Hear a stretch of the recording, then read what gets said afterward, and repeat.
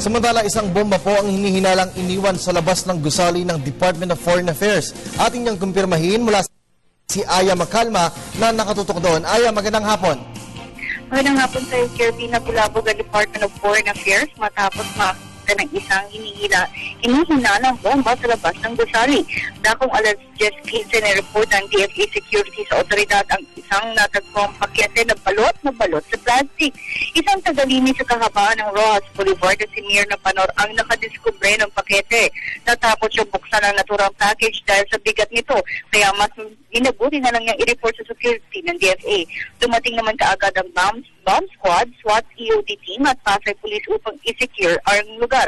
Ngunit ang lapitan ng K9 bomb sniffing gawing naturang pakete ay hindi ito maamoy sa sobrang kapal ng pagkakabalot.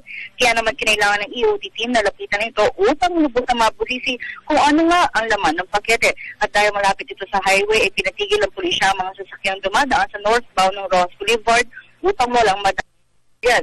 Matapos ang ilang minuto ay tineklara ng EOD team na hindi bomba ang laman ng pakete at tumanggi na silang banggitin kung ano ang laman dahil kanila itong susuriin sa headquarters. At yan ang pinaka-latest mula dito sa DFA.